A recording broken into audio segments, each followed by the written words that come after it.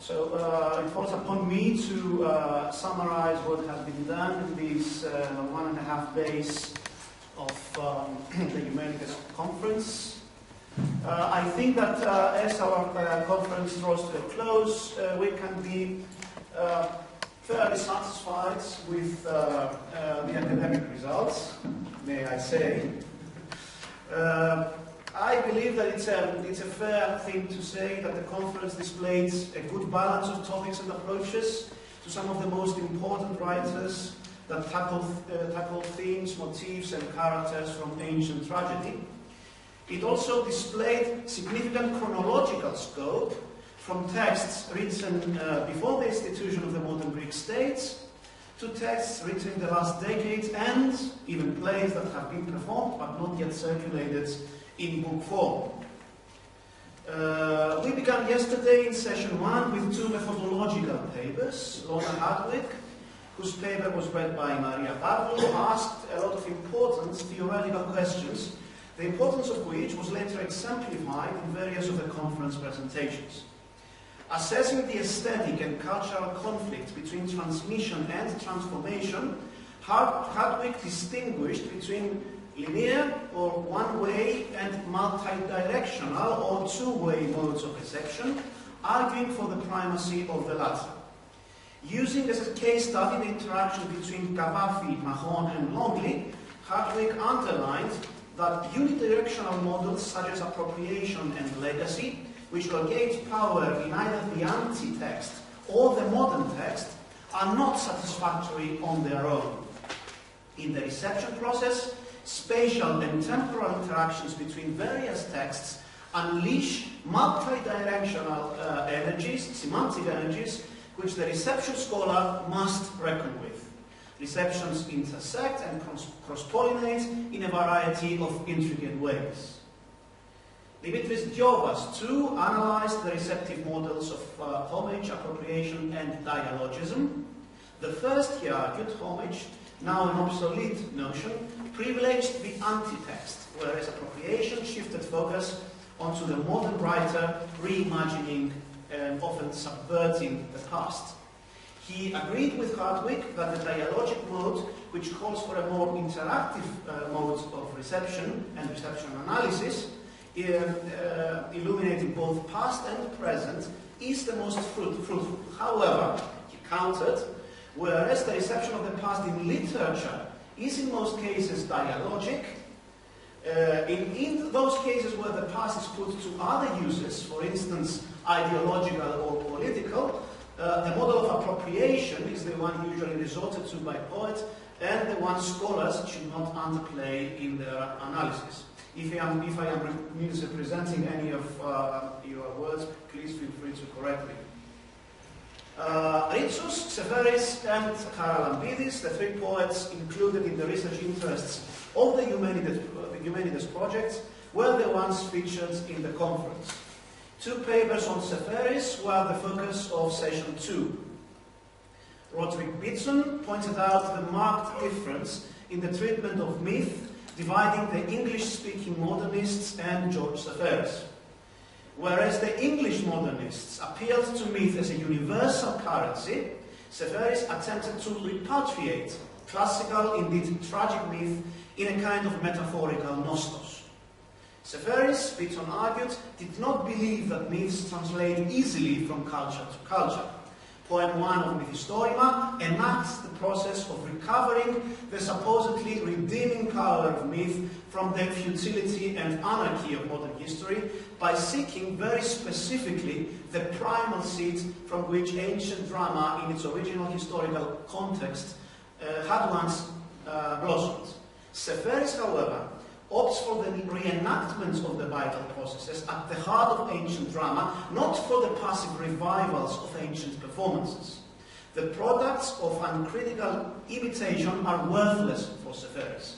Myth will not be regenerated by imitating the external form, Bitson argued. It is not the imitation of tragedy as form that matters, but the rebirth of myth naked as a living, organic process.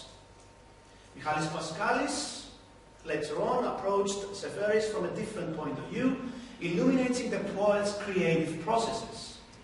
Taking advantage of first-hand research in the poet's personal library, kept at the Vigelea Library of Heraklion, Paschalis showed Seferis' interaction with classical scholarship, specifically with the works of Paul Vellacott and Winnington Ingram, in the composition of his poem Pentheus and in his understanding of Euripides' Bacchae, a play which he Seferis abortively attempted to translate. As a play about mass hysteria and a repressed man. Seferis' almost scholarly thoroughness in researching potential poetic sources of inspiration provides a good illustration of the modernist poetic process at large. Ritsos was also graced, and this is not a word that I use easily, with two papers in today's session 5, both focusing on dramatic monologues from the fourth dimension. First, Anastasia Bakoyanni examined the reception of Electra in the monologues The Dead House, Under the Shadow of the Mountain, and Orestes. Ritsos' Electra, Bakoyanni showed, is a survival war, trapped in the limbo between the stagnancy of the present and the shadow of the past, burdened by an unquestioning reverence towards the past, which, unless she breaks free from, is bound to crush her. Ritsos' Electra, Bakoyanni showed, is one of those ghostly survivors of troubles past, who can only serve the cause of progress by way of their demise. Ritsos' Electra personas are survivors of the wars that plagued Greece throughout its long history. They are surrounded by death, loss, and the ghosts of the past. These modern survivors eventually must be exorcised, and their reverential attitude towards the past must be cleansed.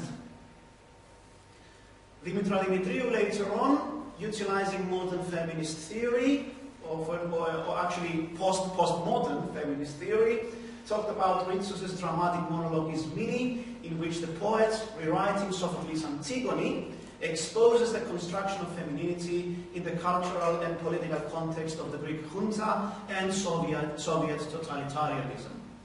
Ritsos rewrites Antigone entirely from Ismini's point of view, Dimitra argued. Gender provides here the source of conflict. Borrowing on Sophocles' conflictual universe in enacting two radically contradictory variations of womanliness, Ismini and Antigone, Ritsos puts forth the theatrical construction of sexual identity and raises significant issues which relate to the functioning of power. As opposed to his sister, who is almost ashamed of being a woman, Ismini converts her female subordination into an affirmation of her femininity, which empowers her as a woman. Cypriot poets could not be absent from the fold, especially since one of them, at least in my humble opinion, is at the forefront of the most dynamic poetic presences, expressions in the post-1974 period. Yours truly focused on Kyriakos Charalambidis' dialogic engagement with Aeschylus, and mostly with Aeschylus' legacy as filtered through the works of major modern authorities such as Kavafi and Seferis. We were truly blessed that the poet himself was present in this presentation, offering his own invaluable points of view. The interstices between the readings of a philologist, like myself working in a library, and the creative artist himself, who experiences his work more viscerally, first proved that scholarship itself is a precarious reception process. Furthermore, it established the dynamism of poetic texts, which can never be reduced to stable univalent meanings, but always open themselves up to a kind of semantic plurality and expansion that eventually validates them as great art. My greatest ambition, the poet told me later, was one day to be able to create poetic words that can unleash nuclear semantic power. I think he has certainly achieved so much. Finally, dramatic literature also featured strongly in this conference. Van Steen returns to the beginnings of modern Greek theatre, presenting Dimitriadis' Xerxes or Persians, a play written in 1805, a piece of theatre promoting the revolutionary nationalist agenda and assimilating ancient material from Aeschylus, Herodotus and Plutarch through the crucial mediation of Metastasio. The play's Orientalist notes underscore Greek self-congratulation and victory celebration at a time when the Ottoman Empire, or the perceived sick man of Europe, was on the decline. The play's melodramatic bent fuses the Aeschylean subtext with the love intrigues and convoluted plots that were current in Dimitriadis' day. Yannis Konstantakos centered on Pavlos Madesis, one of the foremost Greek playwrights of the 20th century, and his emblematic work towards Eleusis, Proselefsina, which, he argued, must be read in unison with his equally momentous novel, O Paleos των Ημερών. Madesis' play creates a dense web of allusions to ancient mystic rites and myths, not only the Eleusinian mysteries, but also Dionysiac religion and other similar forms of religious and artistic expression. This complex and powerful mix amounts to a genuinely modern Greek tragedy which offers an original vision on life and death. Maria Dimaki Zora, in a joint paper with Professor Theodoros Grammatas, who could not be with us, turned her attention to contemporary experimental theatrical performances, plays by Akis Dimou, Anna Margaritis, and Avra Sidiropoulou, our OUC colleague, might I add. These performances, very experimental, very daring in the reimagining of the past, reconstruct mostly ancient female figures such as Medea, Electra, and Clytemnestra. Last, but by far not least, Vaios Deliapis familiarized us with an as yet unpublished piece of dramatic literature, Marios Pontikas' play named Climidesma. In this play, classical antiquity is not evoked as a quasi-transcendental authority. It does not validate or ratify. Rather, it provides the starting point for a dangerous and often subversive reflection and self-reflection. Name engages with tragic myth in order to deconstruct it. Everything in Pontikas' play, including space and human speech itself, is treated with the aesthetics of post-dramatic theatre under the influence of Theodoros Terzopoulos and Heine Müller. Everything balances precariously in a state of existential abeyance in this play. Pontikas' play is ultimately about the negation of articulate speech and the invasion of natural space by the paradoxical. It's about the eclipse of all our complacent certitudes, our self-admiring perceptions as the natural crown of creation. Greeks usually turned to tragedy in order to legitimate their own claims to canonicity, modern Greeks that is. This way, the authority of tragic myth as a structure based on legitimizing assumptions can be turned into a hegemonic tool. What Pontikas does is to resist, even to challenge this politics of appropriation. By ceaselessly lampooning humanistic approaches to antiquity, Pontikas launches an assault against our lazy assumptions and smug certainties. It is as if Pontikas wants to shout, "Down with the Greeks, we have had enough of this humanist nonsense."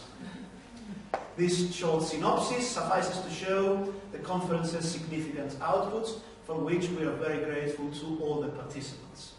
The floor is now yours for comments, suggestions, general thoughts on all the papers presented in these last couple of days. Thank you all very, very much.